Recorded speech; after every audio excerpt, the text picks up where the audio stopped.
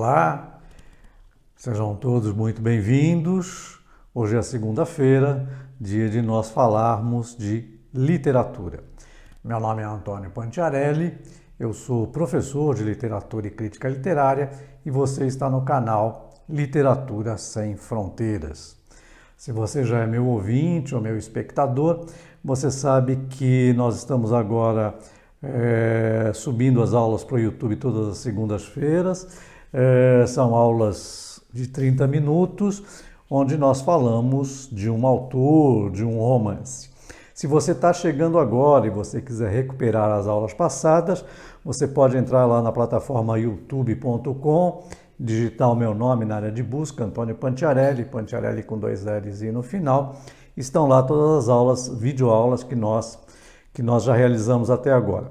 De outubro de 2020 a outubro de 2021, em parceria com a Secretaria da Cultura e Economia Criativa do Governo do Estado de São Paulo, através do programa Oficinas Culturais, nós ministramos 12 videoaulas, cada aula com 90 minutos de duração, e falamos de autores muito importantes, gente do quilate de um Guimarães Rosa, de um Antônio Lobo Antunes, Thomas Mann, James Joyce, Machado de Assis, Ítalo Calvino, Albert Camus, Dostoiévski. Essas aulas estão todas disponíveis no YouTube. Nessa segunda fase, agora que eu estou em carreira solo, por minha conta e risco, as aulas, ao invés de mensal de 90 minutos, elas passaram a ser semanais, com 30 minutos de duração. Então nós elegemos 4 autoras para falar nesse mês de novembro.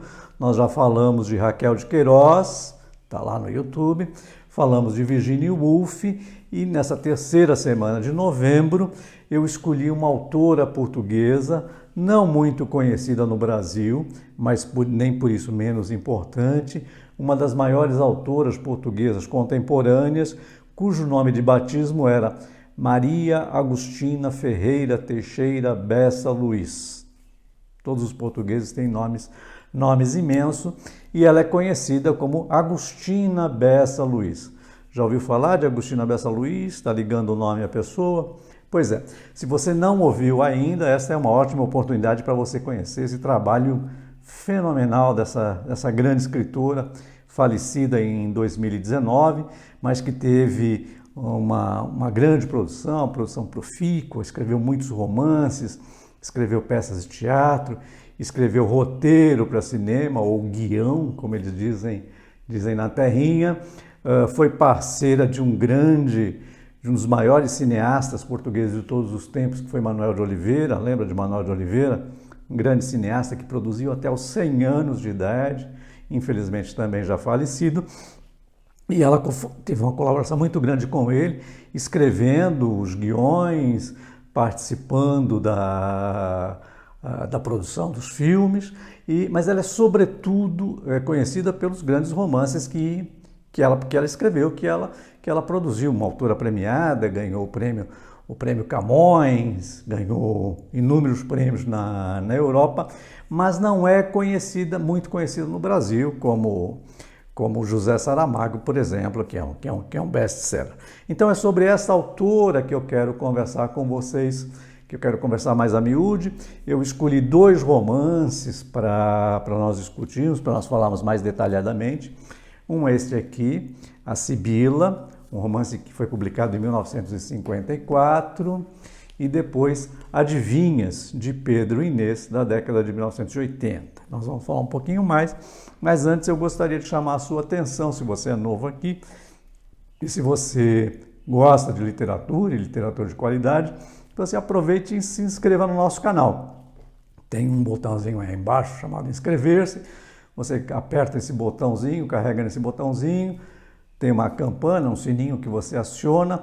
Assim, toda vez que eu subir uma aula aqui no canal Literatura Sem Fronteiras, você será avisado e você não perde nenhuma dessas videoaulas.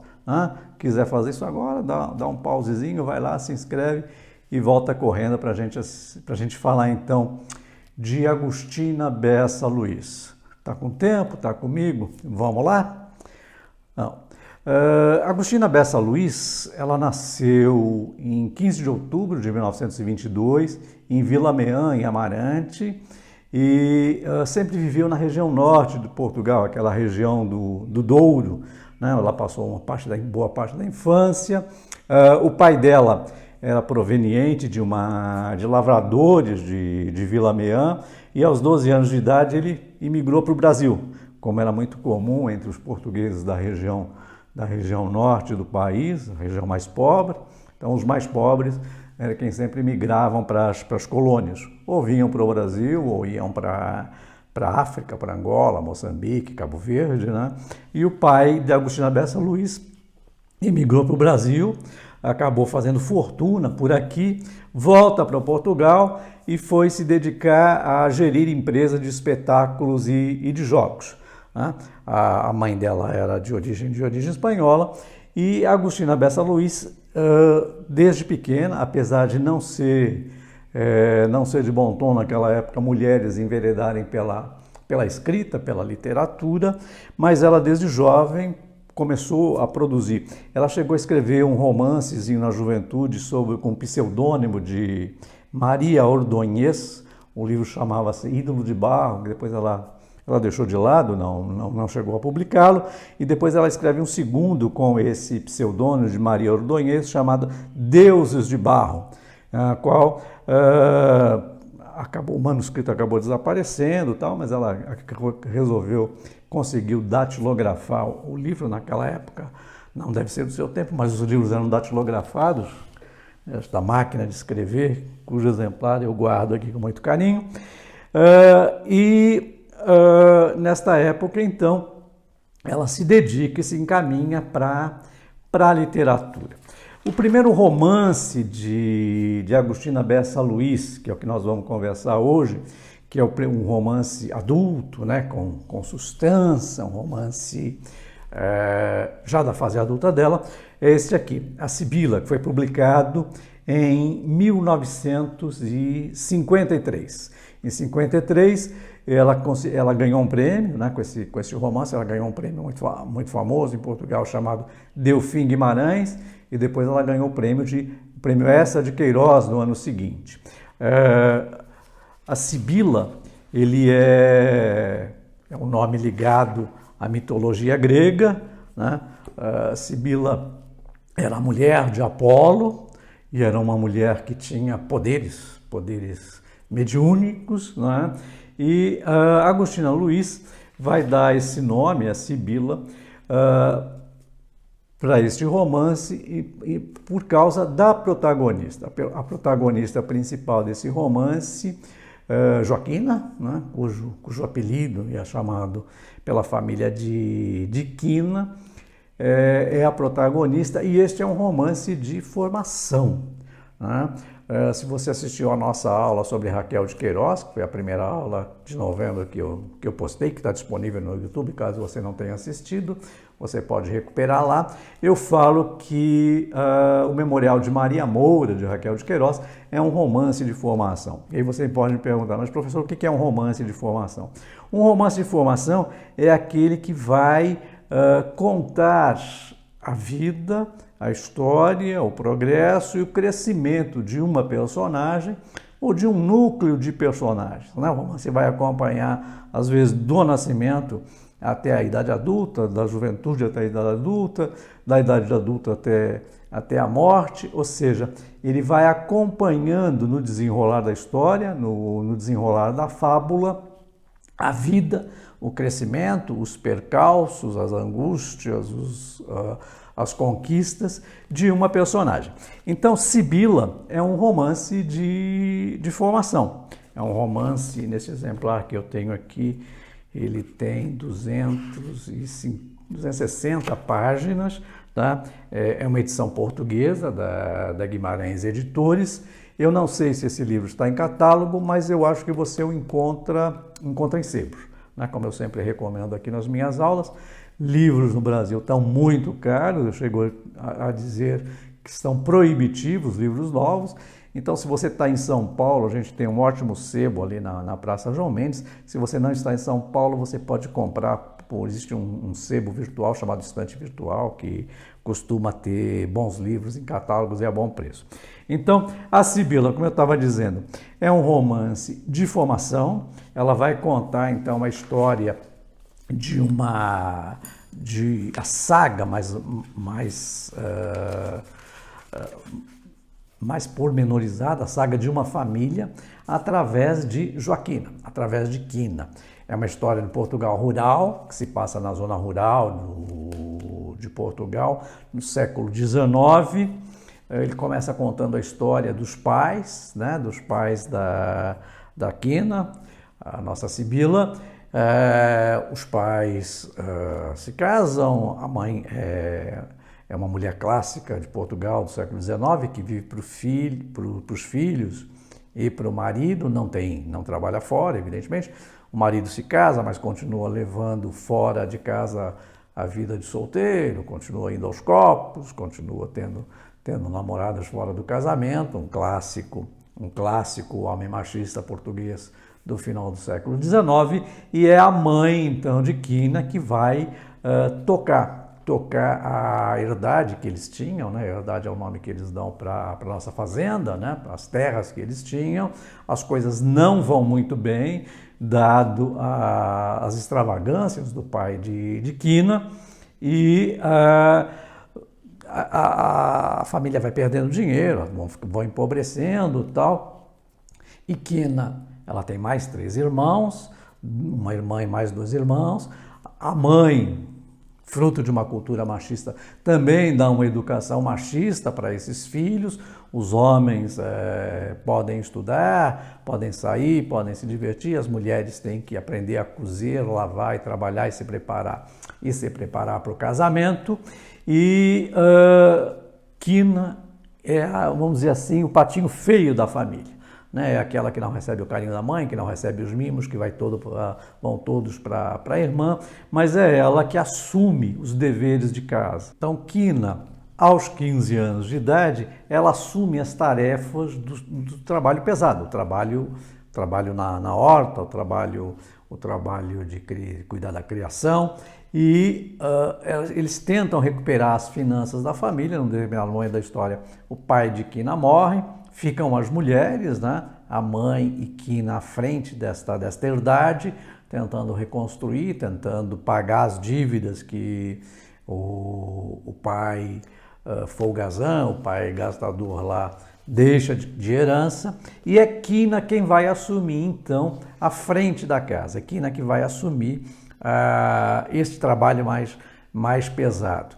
Num determinado momento da história, a mãe também de Quina vai morrer e ela então assume o papel de protagonista da sua própria vida e de protagonista dessa história. É uma narração memorialista, né? Ela vai contando, o narrador onisciente vai contando a história que se passou através da saga desta família, né?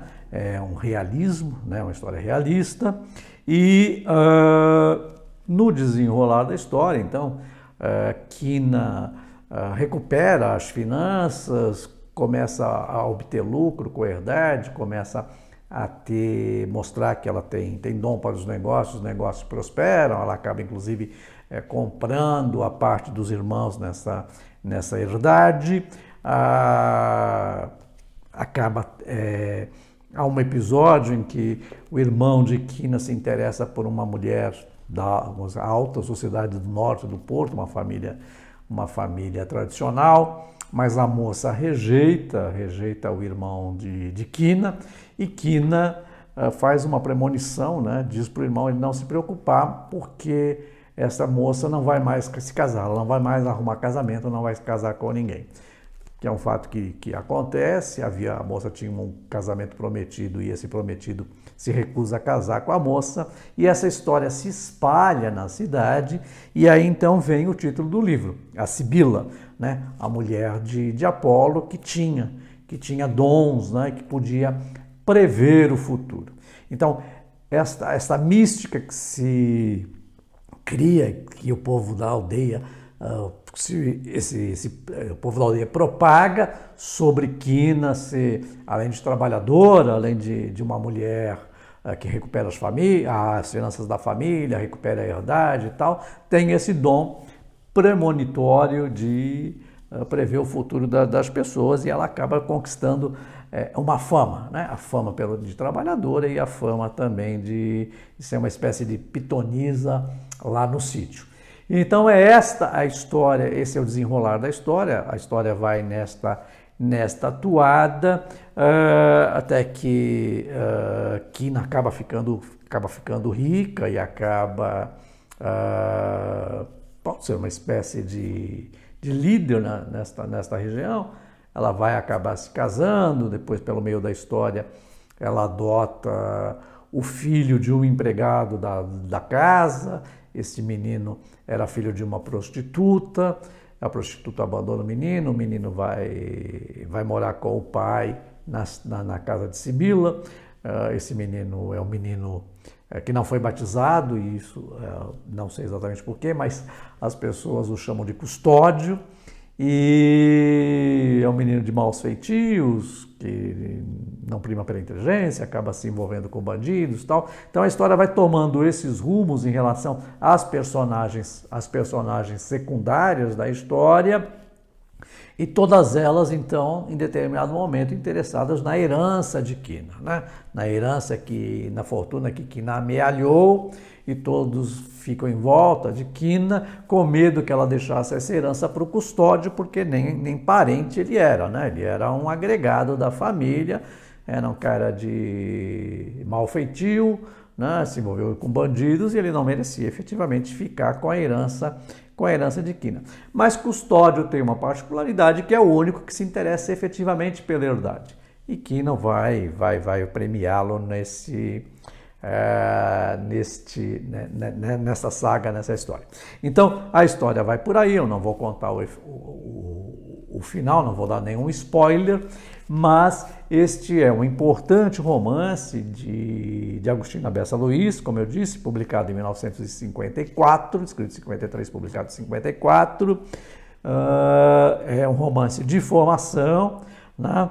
Uma narração memorialista, e eu recomendo vivamente que, se você não conhece a obra de Agostina ou não conhece a Sibila, que você aproveite para ler. Eu tenho certeza que você vai gostar muito desta história. Beleza? Tá comigo? Até aqui tudo bem? Então, eu queria aproveitar para fazer os nossos comerciais e dizer que você pode se inscrever no nosso canal Literatura Sem Fronteiras. Se você não fez ainda, aproveite e faça agora, vai lá, clica no botãozinho de inscrever-se, tem uma campana, um sininho, você aciona também, assim você é lembrado toda vez que eu postar que eu subir uma nova videoaula. Então, este é o primeiro, né? É o primeiro romance que eu queria falar, de Agostina Bessa Luiz. Bom, o outro romance que eu quero conversar com vocês é este aqui. Chama-se Adivinhas, de Pedro e Inês. É um romance publicado em 1983, então nós temos aqui uma diferença de 30 anos entre um romance e outro. Na minha modesta opinião, é o melhor romance da Agostina Bessa Luiz. Essa edição que eu tenho aqui é da Guimarães, uma edição portuguesa, com certeza. Eu acho que não está em catálogo, né? Mas você encontra este livro em sebos. E sobre o que fala Adivinhas, de Pedro e Inês. Pedro e Inês, aqui do título, ela está se referindo, obviamente, o rei de Portugal, né? Dom Pedro, que nesta época ainda era um infante, filho de Dom Afonso IV, e Inês de Castro. Lembra da história? Todo mundo conhece a história de Pedro e Inês, a história de Inês de Castro, tá ligando o nome à pessoa. Inês de Castro, ela foi coroada rainha por ordens de Dom Pedro depois de morta. Daí que vem a expressão popular, agora é tarde, Inês é morta. Lembra disso? Pois é, essa expressão tem esse cunho aqui na história de Pedro e Inês de Castro, uma história que já foi contada e cantada em versos e prosas. Luís de Camões já falava disso em Os Lusíadas. E Agostina Bessa Luiz, ela vai recuperar esta história, né? Ela dá o nome de Adivinhas de Pedro e Inês, como se fosse uma história de amor impossível, né? Como uma história de Romeu e Julieta, Tristão e Isolda, né? Quem é que nunca se apaixonou, quem é que nunca se sentiu com lágrimas nos olhos ao ver o desfecho de Tristão e Isolda, né? Que tem um desfecho trágico, o mesmo desfecho trágico que Shakespeare dá a Romeu e Julieta, né? Agostina Luiz vai tecer uma história, e aqui uma particularidade, é uma história de cunho pós-moderno, de metaficção historiográfica, e aí você pode me perguntar, mas professor, o que é pós-modernismo na literatura, o que é metaficção historiográfica? E eu digo para você, a gente está sempre acostumado a ouvir falar em pós-modernismo na arquitetura, né? A arquitetura do arquiteto Tomás Taveira, em Portugal, em Lisboa, por exemplo, é um clássico do pós-modernismo. Se você já foi a Lisboa, se você já viu a imagem, você vai ver que existe no centro de Lisboa um grande shopping center, um complexo residencial chamado Torre das Amoreiras, que é uma das primeiras construções pós-modernas, se eu não me engano, a primeira construção pós-moderna de Lisboa. E se você traçar um paralelo com a brasileira, nós temos aqui o Hotel Unique, para quem é de São Paulo, na Avenida Brigadeiro Luiz Antônio, aquele hotel que para uns parece um navio, para outros parece um pedaço de melancia. Esse é um hotel de construção pós-moderno, né, do engenheiro, do arquiteto Rui Otaki, filho da artista plástica Tomi Otaki. Então, os Otakis, eles têm assim, alguns espigões pós-modernos na cidade. A sede do Instituto Tomi Otaki, ali em Pinheiros, é uma construção pós-moderna também. Então, o pós-modernismo está sempre mais vinculado à arquitetura. Mas o pós-modernismo na literatura, ele é uma característica, inclusive, de um outro autor português muito importante, que eu já fiz uma videoaula sobre ele, que é Antônio Lobo Antunes. Se você tiver interesse em conhecer a obra de Antônio Lobo Antunes, tem uma videoaula que está postada lá no YouTube, é só você recuperá-la. Ele também era um escritor que tinha romances pós-modernos. Um deles é Fado Alexandrino, um brilhante romance, um romance de estrutura pós-modernista. E Agostina Bessa Luiz também tem aqui em Adivinhas de Pedro e Inês uma estrutura narrativa pós-moderna, que é a metaficção historiográfica. Então ela parte de uma história real, a história de Pedro e Inês é uma história real, não aconteceu, né? O infante Dom Pedro está prometido para se casar com a espanhola Constância. E na comitiva de Constância tem uma história, né? Constância vai para Portugal para se casar com o infante Dom Pedro, filho de Afonso IV, e uma aia, né? Uma dama de companhia, aquela mulher, porque toda a realeza e nobreza europeia se move com sectos, né? Sectos de aias, de mucamas, de serviçais. Dentre esta comitiva, né, de Constança que chega em Portugal, vai a belíssima Inês de Castro, que é uma aia. Mas ela não era uma empregadinha, uma escrava, não. Ela era de família nobre, dos Castros, do reino de Leão e Castela, e ela vai acompanhar, então, a prometida de Dom Pedro, né? Dom Pedro está prometido para se casar com Constança, para unir os reinos. E quando Dom Pedro põe os olhos na miúda, na menina Inês de Castro, ele fica perdidamente apaixonado e resolve, né, que Inês é a mulher da vida dele. É óbvio que ele não podia se casar com Inês de Castro, porque casamentos não eram coisas de apaixonados, né? O casamento por amor é uma coisa muito recente aqui, nossa, da era moderna. Na era de Dom Pedro, casamentos eram negócios, e era um negócio que estava arranjado por seu pai e os reis lá de Espanha. Então ele tinha que se casar com Constância. Mas Agostina Bessa Luiz, ela vai partir deste fato real, por isso que se chama metaficção, a historiográfica, ela vai partir desse enredo, uma suposta biografia, onde há uma série de lacunas, há uma série de coisas que não se sabe a respeito de Dom Pedro e de Inês, e o que ela não sabe, ela inventa. Né? O que ela não sabe, ela cria, ela complementa. Então isso é uma metaficção. Então esse que dá o caráter pós-moderno para a obra de Agostina Bessa Luiz. Então, como eu disse, ela vai contar a história de amor desses dois personagens, parafraseando Shakespeare em Romeu e Julieta, Tristão e Isolda, que é uma coisa lá do século XII, e vai contando então a história de amor.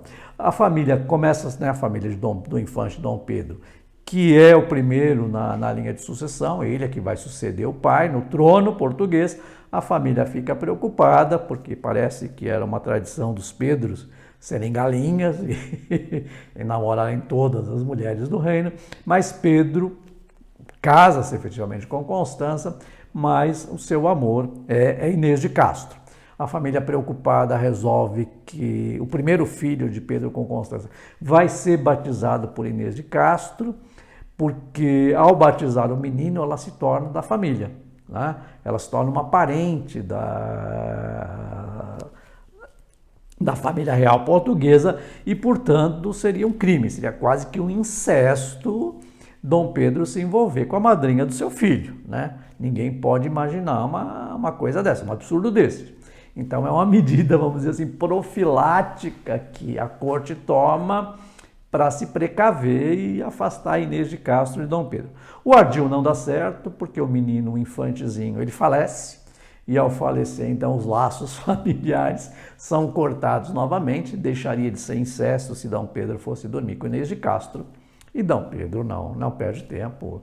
Inês de Castro tem vários filhos de Pedro, Constança morre, Dom Pedro fica viúvo e Dom Pedro acha que podia então esposar Inês de Castro, mas o que está em jogo aí é a questão do império, né? Inês é de uma família nobre da Espanha, os Castros, e um casamento com Inês poderia pôr tudo a perder, né? Toda aquela costura que foi feita entre os reis de Portugal e Espanha podia se perder porque os Castros poderiam reivindicar o trono de Portugal a partir da Inês, que seria então a rainha do reino de Portugal. Então, esse casamento não pode acontecer, ele é abortado e eles encontram uma maneira bastante trágica, bastante dura de romper esse interlúdio, de romper essa paixão translocada de Pedro por Inês, que é mandando executar a Inês. Eles executam a Inês de Castro. Dom Pedro enlouquece, né? Pedro enlouquece e manda desenterrar Inês e a torna rainha, né? Bota lá o ataúde de Inês de Castro, né, morta, faz a cerimônia de coroação, faz com que toda a nobreza passe para prestar reverências à rainha morta. Então Inês de Castro é aquela que foi coroada rainha depois de morta. Claro que eles consideram Pedro um lunático, um maluco e colocam ali uma camisa de força, mas ele faz toda esta mise-en-scène de mandar desenterrar Inês de Castro e a coroar dentro de um ataúde. Então essa é a história de adivinhas de Pedro e Inês, contado brilhantemente aqui por Agostina Bessa Luiz, e se você não conhece, eu espero ter despertado o seu interesse para que você leia, né? Para que você se interesse, então, por Agostina Bessa Luiz. Agostina Bessa Luiz, como eu disse, além de ter sido uma brilhante romancista, uma brilhante escritora, ela teve uma participação muito ativa na vida artística, nas artes portuguesas.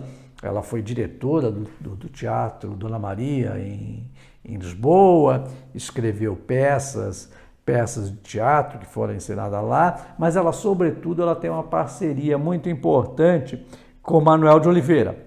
Para quem não conhece ou não ouviu falar ainda de Manuel de Oliveira, Manuel de Oliveira foi um dos maiores cineastas do mundo, né? Um dos maiores cineastas portugueses de todos os tempos, Ele tinha uma produção alucinada, ele viveu até os 100 anos, ele fazia em média um filme a cada 2 anos, o que é um ritmo alucinado até mesmo para Hollywood, né? Um diretor produzir, às vezes ele escrevia o roteiro, fazia toda a produção executiva do filme, o homem era uma máquina de produzir. E filmes de qualidade, né? Filmes de qualidade.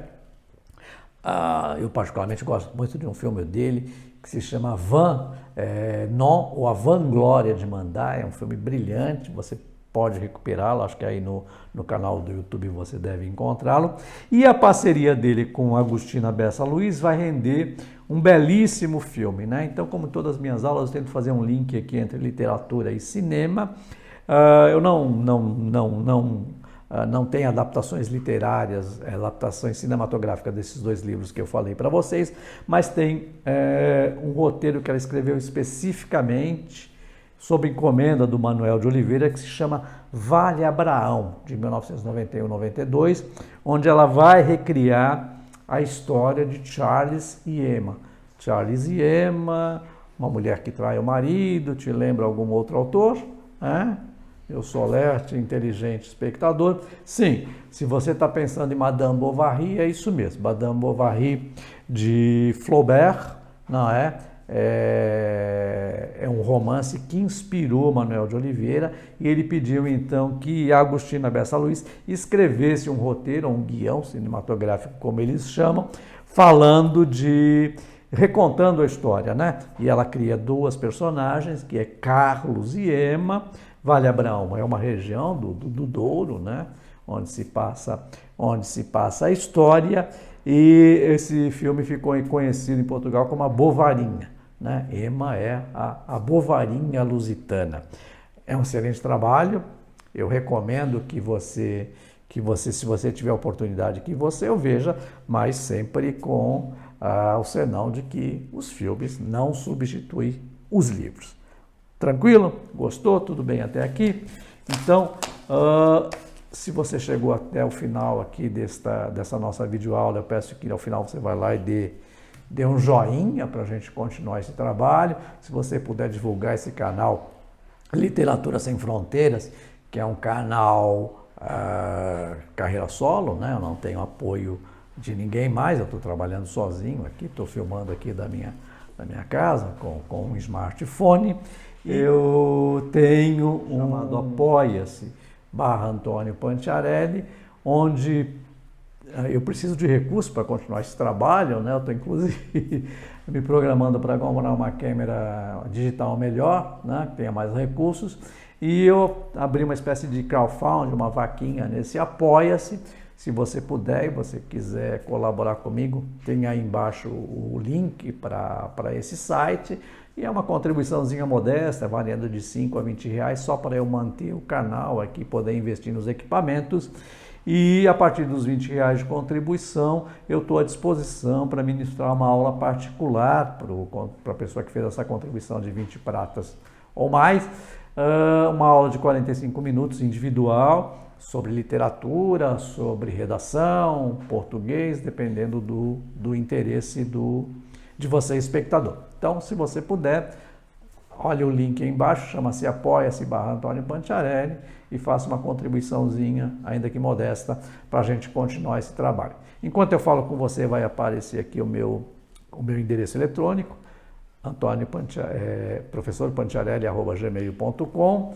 Se você quiser me escrever, eu tenho o máximo prazer em responder. Eu respondo todas as cartas os e-mails que eu recebo. Você pode mandar críticas, sugestões, você pode sugerir algum autor que você queira que eu fale, que eu não tenha programado, não tenha falado ainda. Lembrando que o único critério para a gente falar aqui é qualidade. A gente não fala de autoajuda por razões óbvias, não é? Mas eu estou aberto a críticas e sugestões. Eu não queria encerrar essa videoaula de hoje desejando fazer uma menção a um acontecimento muito bacana que ocorreu no final do mês passado, no final de outubro, em relação ao Prêmio Camões de Literatura. Não sei se você sabe, mas o Prêmio Camões é um prêmio federativo dado todos os anos pelos países de língua oficial portuguesa, Portugal, Brasil, Angola, Moçambique, Cabo Verde, São Tomé e Príncipe e Guiné-Bissau. Esses países se reúnem e escolhem um escritor de língua portuguesa e oferecem o Prêmio Camões. É um prêmio importante porque, inclusive, tem um prêmio financeiro muito bom, dinheiro é sempre muito bem-vindo para esses autores. E a escritora, né, a escritora que foi premiada esse ano é a escritora moçambicana chamada Paulina Chiziane. O nome não é muito familiar no Brasil, só tem um romance dela publicado aqui, mas agora que ela ganhou os holofotes, que ela ganhou o Prêmio Camões, eu acho que as editoras vão se interessar em publicar. Eu queria dar os parabéns à Paulina, dizer que eu fiquei muito feliz de uma mulher negra do continente africano estar recebendo pela primeira vez esse prêmio, e eu espero que ela abra caminho para outras escritoras serem reconhecidas também. Eu só vou citar aqui para vocês 2 romances dela, caso você tenha interesse. Um chama-se Balada de Amor ao Vento, que ela escreveu em 1980, e Ventos do Apocalipse, de 91. E tem um que foi publicado no Brasil, que eu não achei ainda, você pode inclusive me ajudar, chama-se Uma História de Poligamia. E eu queria encerrar essa videoaula de hoje citando então um versinho da Paulina Chiziane. Fique atento a esse nome. Ela diz assim, abre aspas, dançar a derrota do meu adversário, dançar na festa do meu aniversário, dançar sobre a coragem do inimigo, dançar no funeral de um ente querido, dançar à volta da fogueira na véspera do grande combate, dançar e orar. Eu também quero dançar. A vida é uma grande dança. Vamos dançar? Muito obrigado pela sua audiência de hoje. Vejo você na próxima segunda-feira. A próxima aula vai ser dedicada à nossa querida escritora Clarice Lispector. Muito obrigado. Deixa um joinha lá para mim, para nós, para o canal Literatura Sem Fronteiras e até a próxima aula. Até lá.